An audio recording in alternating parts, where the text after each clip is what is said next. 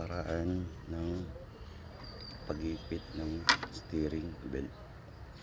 Ayan, maluwag yung belt natin. Paano ba natin ipitan doon? Simple lang. Meron po siyang square dito sa steering pump. Ayan po, nakikita nyo itong square na yan. Tapos meron kang power handle or socket wrench. Paano ba ipitan? Ganito lang po siya. Ayan. Ayan. Tulak nyo po ng paabante. Ayan. Bago nyo po ipitan yung bolt sa ilalim. Nakikita nyo po yung bolt na yan. Ayan. Pasensya na. Wala akong taga-video.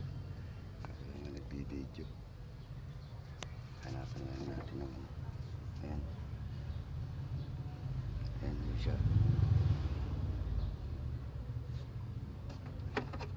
Gusto po natin yung socket wrench natin. Meron akong socket wrench na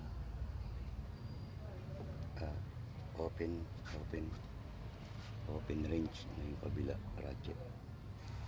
Ayan po siya. May arrow po yan.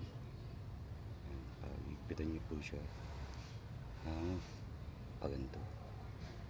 Ayan po. Ayan. Ito din po siya.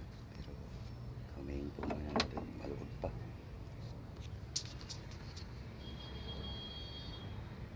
Ayan po siya. Ang higpitan. Pwesting niyo po yung socket yung power gadget niyo. Tapos saan niyo po itulak to pataas. Itong power handle. Yan po. Tigas po siya. Yan, pag natulak niyo na po, saka niyo higpitan itong 12. Yan po siya.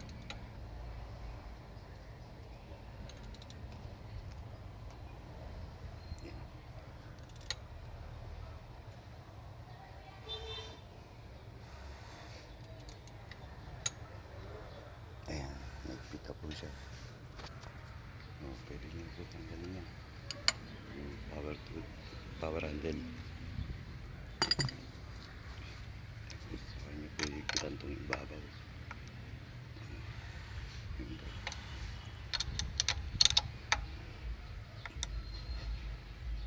Tignan nyo. Okay ba yung belt?